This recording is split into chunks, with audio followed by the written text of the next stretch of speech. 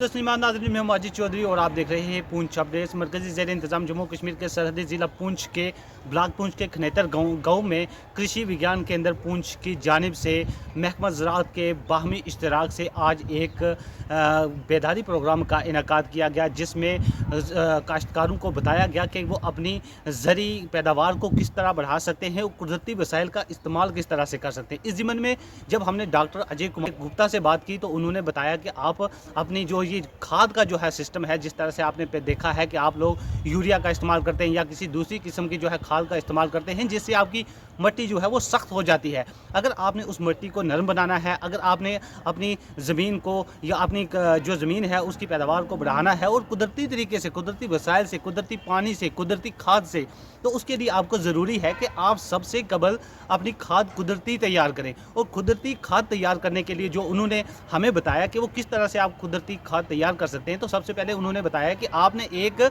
डिब्बा लेना है या एक ड्रम लेना है जो 200 लीटर के अराउंड होना चाहिए। और अगर वो यानी कि उसकी कैपेसिटी 200 लीटर की होनी चाहिए, उसमें आपने 180 लीटर पानी लेना है। उस 180 लीटर पानी को उसमें डालना है। उसके अंदर आपने गाय का गोबर डालना है, ठीक है, जिसे काउडंग कहते हैं, वो गाय का गोबर डालना है। उसके बाद उसमें आपने यानी कि 5 या 6 या 7 या 8 किलो की क्वांटिटी में, जितनी वो आपको बताएंगे, ये आप उनसे रब्ता कर पूछ सकते हैं। इसके अलावा उन्होंने बताया कि इसके अंदर आपने वो जो है वो गौमूत्र डालना है, यानी कि गाय का पेशाब डालना है। उसके बाद उसमें आपने 2 किलो बेसन डालना है, 2 किलो गुड़ डालना है। तो उसको 4-5 दिन तक रखना है और सुबह शाम उसको हिलाते रहना है। जब वो उसके अंदर जो है वो झाग आ जाएगी और आपको लगेगा कि अब ये खाद आपकी तैयार है, तो आप उसको सब्ज़ी वगैरह के लिए, अपने पेड़ पौधों के लिए वो उसको इस्तेमाल कर सकते हैं, जिससे आपकी आमदनी दुगनी होगी। आपकी खेती जब दुगनी होगी तो आपकी आमदनी खुद ब खुद जो है वो डबल हो जाएगी। और वज़ीर आज़म हिंद नरेंद्र मोदी का जो है एक ख्वाब था कि किसानों की आमदनी को दुगना किया जाए, उस ख्वाब को जो है अचीव करने के लिए ये कृषि विज्ञान केंद्र की जानिब से महकमा ज़राअत के बाहमी इश्तराक से जो ये प्रोग्राम चलाया गया है, ये बहुत ही फ़ायदेमंद साबित हुआ। आइए देखिए इस ज़िम्मन में गाँव खनेतर से कवर की गई हमारी ये खास और मुफस्सल रिपोर्ट। मिनिस्ट्री ऑफ एग्रीकल्चर की तरफ से एक खनेतर में अवेयरनेस प्रोग्राम रखा गया। डॉक्टर साहब, हमारे गांव में ये बड़े मेहनती लोग हैं।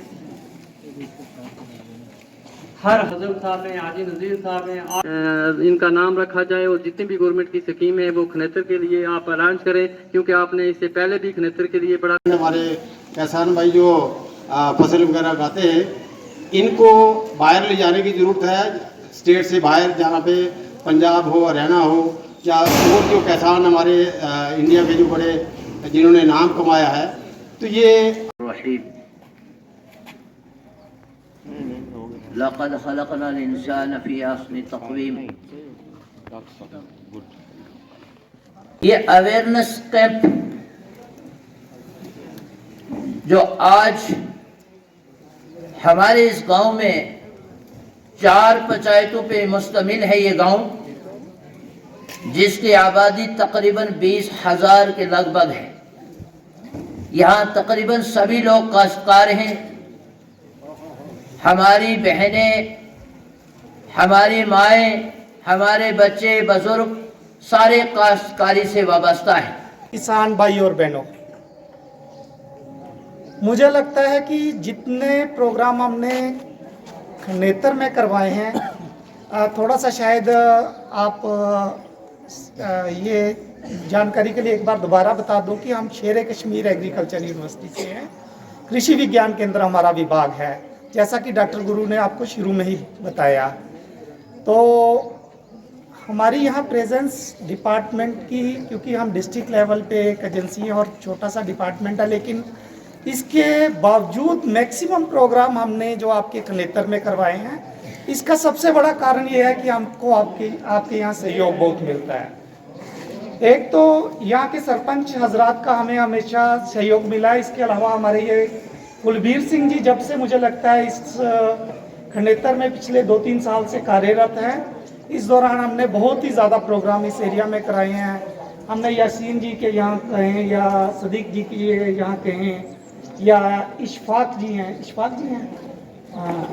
उनके यहाँ अक्सर प्रोग्राम करवाते रहते हैं। और कुछ दिन पहले हमारे डॉक्टर मुश्ताक गुरु ने एक नेचुरल फार्मिंग पे यही प्रोग्राम करवाया था कलसा में, जिसमें काफ़ी लोग शामिल हुए थे।